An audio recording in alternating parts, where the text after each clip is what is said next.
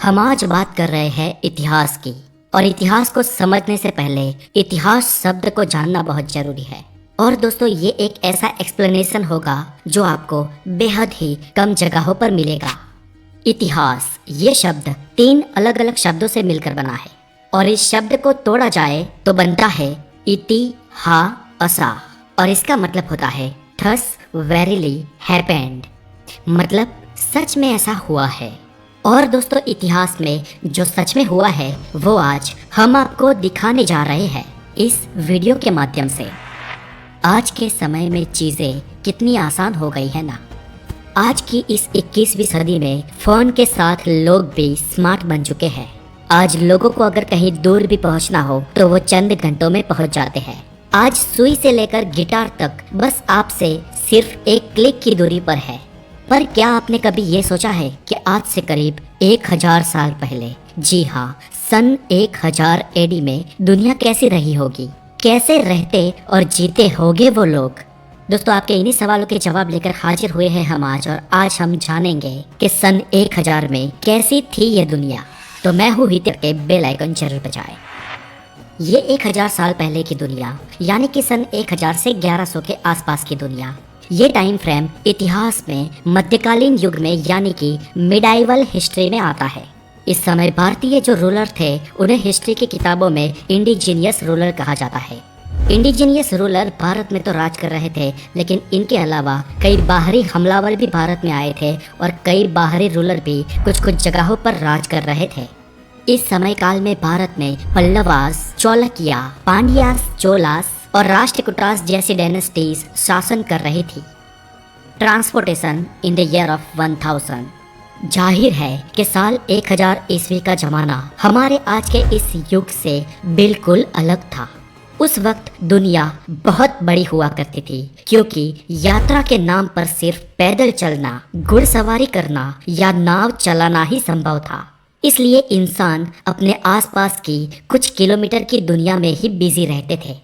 कुछ सैकड़ों किलोमीटर पार की दुनिया तो उनके लिए बेहद नई हो जाया करती थी। भारत में एक कहावत है कि बार गेव में बोली बदल जाती है, यानी कुछ ही किलोमीटर के बाद बोली बदल जाया करती थी, क्योंकि कुछ दूर के लोगों का जुड़ाव कुछ दूर पार के लोगों से कम हुआ करता था। साल 1000 में औद्योगिक विकास।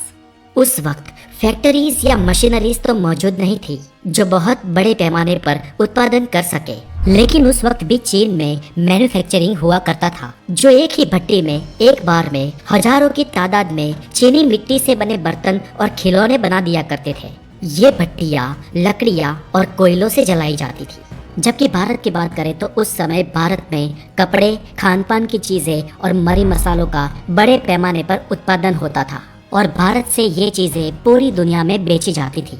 इस समय काल में भारत दुनिया का 30% food, goods and services produce करता था, जबकि चाइना दुनिया का 25% करता था और यूरोप 11%।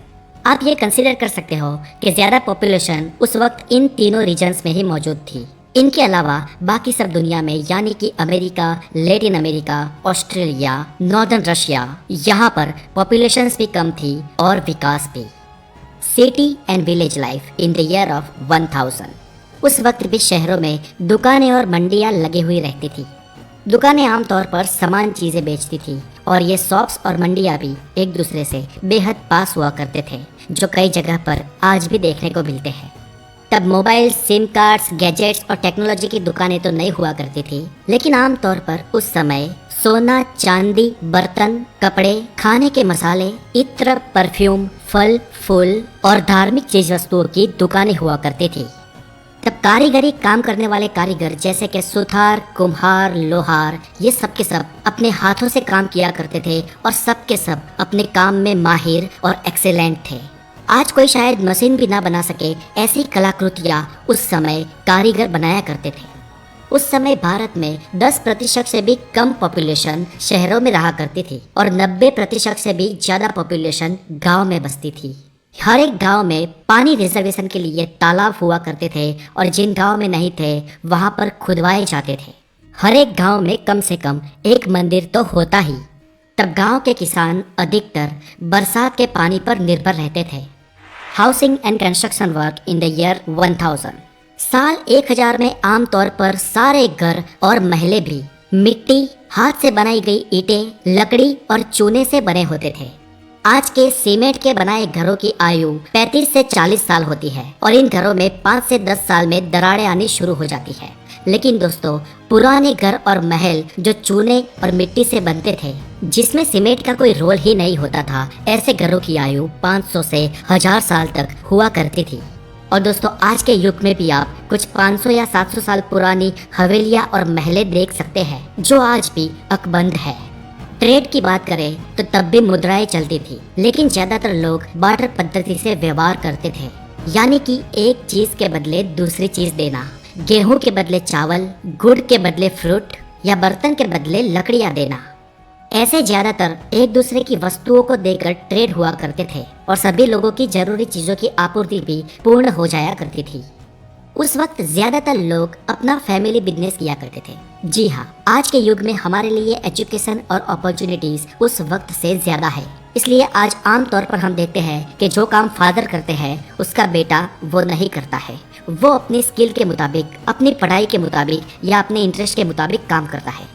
लेकिन दोस्तों, आज से 1000 साल पहले आमतौर पर जो फादर या फैमिली बिजनेस हुआ करता था वही उनके बच्चे किया करते थे। जुडिशरी।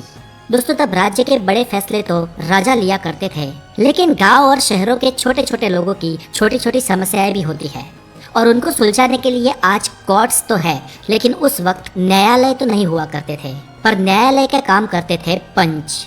ये पंच यानी गांव के बड़े 5 लोग या वो 5 लोग जिन्हें पंचायत में बिठाया जाता था और वही लोग गांव की छोटी बड़ी समस्याओं का निर्णय लिया करते थे। Marriage and relationship. दोस्तों, उस वक्त में ज्यादातर अरेंज मैरिजेस ही हुआ करते थे और अरेंज मैरिजेस में गर्ल और बॉय आमतौर पर डिफरेंट विलेज के अनदर गांव के हुआ करते थे।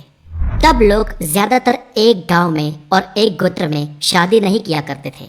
हालांकि तब जो भी शादियां हुआ करती थी वो आसपास के गांव में ही हुआ करती थी जो 5, 10 या 15-20 किलोमीटर दूर रहते थे। और तब बारात एक दिन के लिए नहीं, लेकिन 4-4, 5-5 दिन के लिए जाया करती थी और ये बारात बैलगाड़ियों में जाया करती थी और बारातियों का स्वागत 3-3, 4-4 दिन के लिए किया जाता था। और हमारे जीवन के सभी संस्कारों में शादी सबसे खर्चीला और सबसे बड़ा संस्कार माना जाता है। ये इसीलिए क्योंकि शादी में खर्च करने की ये परंपरा सदियों पुरानी है। Education system in the year of 1000। दोस्तों, उस समय भी आमतौर पर गुरुकुल ही चलते थे और भारत में भारतीयों के साथ कुछ विदेशी स्टूडेंट्स भी पढ़ाई करने के लिए आते थे जो वेदास और 18 विविध कलाओं के बारे में सीखते थे, जैसे कि एस्ट्रोनॉमी, सर्जरी, चिकित्सा, एग्रीकल्चर, मैथमेटिक्स, अकाउंटिंग, लॉ तथा मिलिट्री स्ट्रेटेजिस्ट जैसी चीजें शामिल है।